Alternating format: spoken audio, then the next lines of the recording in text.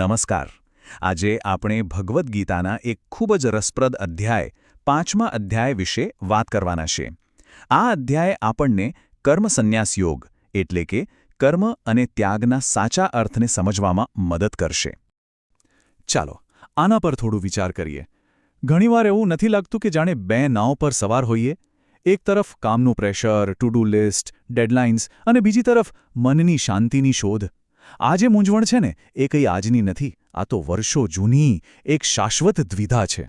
આજે સતત કામ અને તેના પરિણામોની ચિંતામાં ડૂબેલા રહેવાની સ્થિતિ છે ને, એટલે કે સ્ટ્રેસ, બર્નઆઉટ, એન્ઝાઇટી, આ બધું જ એને જ આપણે કહી શકીએ કર્મની ઝાળ. અને પછી આપણને એમ લાગે કે આપણી પાસે રસ્તા તો બસ બે જ છે, કાં તો આ દુનિયાદારીમાં ખૂંપી જાઓ અને બધો તણાવ સહન કરો, અથવા પછી બધું છોડીને શાંતિની શોધમાં ક્યાંક દૂર નીકળી જાઓ. ખરું ને? તો આજ એ સવાલ છે જે હજારો વર્ષો પહેલાં અર્જુને પણ પૂછ્યો હતો કે ભાઈ આખરે મુક્તિ માટે શું કરવું? શું બધા કામકાજ છોડી દેવા એ જ સાચો રસ્તો છે કે પછી કોઈ બીજો પણ માર્ગ છે? હવે જુઓ, આપણે મોટાભાગે આવું જ વિચારીએ છીએ. એક તરફ બધું છોડી દેવાનો વિચાર અને બીજી તરફ આ રોજિંદી ઘટમાળમાં પીસાતા રહેવાનો. આ બંનેને આપણે એકબીજાથી સાવ અલગ માનીએ છીએ. અને આ જ સૌથી મોટી ગેરસમજ છે જે આપણને ફસાયેલા હોવાનો અનુભવ કરાવે છે. પણ ગીતા અહીં એક ત્રીજો અને કદાચ સૌથી સુંદર રસ્તો બતાવે છે. ગીતા કહે છે કે કર્મનો ત્યાગ કરવા કરતાં યોગ્ય રીતે કર્મ કરવું એ જ મોટાભાગના લોકો માટે શ્રેષ્ઠ માર્ગ છે. ખરેખર આ બહુ ક્રાંતિકારી વિચાર છે. તો પછી સવાલ એ થાય કે ત્યાગ શેનો કરવાનો છે? અને અહીં જ આખી વાતનો સાર છે. સાચો ત્યાગ એ કર્મનો એટલે કે એક્શનનો ત્યાગ નથી, પણ એનાથી પણ કંઈક વધારે ઊંડું અને શક્તિશાળી છે.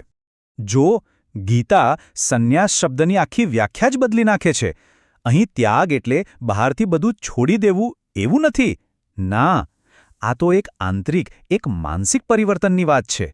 અંદરથી બદલાવ લાવવાની વાત છે. અને આ શ્લોક એ જ વાતને કેટલી સરસ રીતે સમજાવે છે. સાચો સંન્યાસી એટલે કે નિત્ય સંન્યાસી કોણ છે? એ જે કર્મના ફળની ન તો ઈચ્છા રાખે છે કે ન તો એના પ્રત્યે કોઈ દ્વેષભાવ રાખે છે. બસ આટલું જ. આવી વ્યક્તિ કેમ મુક્ત રહી શકે છે? કારણ કે એ સુખ દુઃખ, સફળતા નિષ્ફળતા જેવા દ્વંદ્વોથી પર થઈ જાય છે. એણે પોતાની પસંદ નાપસંદ એટલે કે રાગ દ્વેષને છોડી દીધા છે. એ કામ તો કરે છે પણ એના પરિણામ સાથે ચોંટતો નથી. એટલે જ દુનિયામાં રહીને, કામ કરીને પણ બંધનમાંથી મુક્ત છે. સારું, આ બધી વાતો તો બરાબર, પણ આને પ્રેક્ટિકલી જીવનમાં કેવી રીતે ઉતારવું? ચાલો એને સમજવા માટે ગીતામાં આપેલા એક ખૂબ જ સુંદર અને શક્તિશાળી રૂપકને જોઈએ. આ શ્લોક ખરેખર અદ્ભુત છે. એ આપણને એકદમ સ્પષ્ટ ચિત્ર આપે છે. એવું જીવન જીવવાનું છે જાણે કમળનું પાન. એ પાણીમાં જ રહે છે, પણ પાણીનું એક ટીપું પણ એને સ્પર્શી શકતું નથી. બસ એવી જ રીતે દુનિયામાં રહીને પણ દુનિયાથી અલિપ્ત રહેવાનું છે. આનું શ્રેષ્ઠ ઉદાહરણ છે સંત કબીર. તેઓ એક સામાન્ય વણકર હતા. આખો દિવસ કાપડ વણવાનું કામ કરતા. પણ એમણે આ સિદ્ધાંતને પોતાના જીવનમાં ઉતાર્યો હતો. એ મહેનતથી કામ તો કરતા, પણ એમને નફા કે પ્રશંસાની કોઈ પરવા નહોતી. એમનું મન તો ઈશ્વરમાં જ સ્થિર હતું. કમાલ છે નહીં? તો ચાલો જોઈએ કે આ અનાસક્ત કર્મનો અભ્યાસ કેવી રીતે કરી શકાય.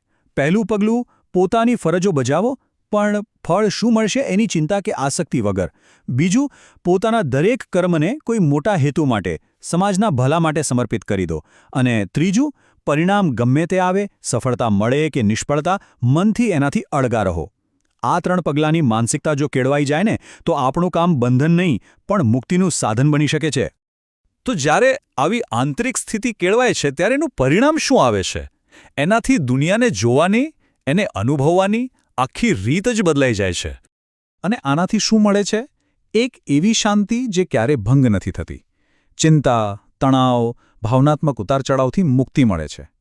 મન એટલું સંતુલિત થઈ જાય છે કે સફળતામાં છકી નથી જતું અને નિષ્ફળતામાં ભાંગી નથી પડતું. આનો અર્થ એ નથી કે જીવન લાગણી વગરનું કે નીરસ બની જાય છે. ના, બલકે એમાં એક ઊંડી આંતરિક સ્થિરતા અને મજબૂતી આવે છે. અને આનો સર્વોચ્ચ તબક્કો એટલે આ શ્લોક. જ્યારે જ્ઞાની વ્યક્તિ, એક વિદ્વાન બ્રાહ્મણ, ગાય, હાથી, કૂતરા કે પછી ચાંડાળ બધાને એક સમાન દ્રષ્ટિથી જુએ છે. કેમ? કારણ કે એ જાણે છે કે બાહ્યરૂપ ભલે અલગ હોય પણ અંદર રહેલું દિવ્ય તત્વ તો એક જ છે. આ સમજ આવતા જ બધા ભેદભાવ ઓગળી જાય છે અને માત્ર કરુણા જ બાકી રહે છે. તો આ આખા અધ્યાયનો સાર શું છે? બહુ સીધો અને સરળ છે. બંધન આપણા કર્મોમાં નથી. બંધન તો એ કર્મો પ્રત્યેની આપણી આસક્તિમાં છે, આપણા લગાવમાં છે. સાચી સ્વતંત્રતા કામથી ભાગી જવામાં નથી, પણ કામ પ્રત્યેનો આપણો અભિગમ બદલાવવામાં છે. આ વિચાર આપણા આખા ટુ ડુ લિસ્ટને એક નવો દૃષ્ટિકોણ આપે છે, ખરું ને? જરા વિચારો, શું એવું બની શકે કે આપણું જે આગલું કામ છે, પછી ભલે એ ગમે તેટલું નાનું કે મોટું હોય, એ જ આપણી સ્વતંત્રતાનો, આપણી મુક્તિનો માર્ગ બની જાય?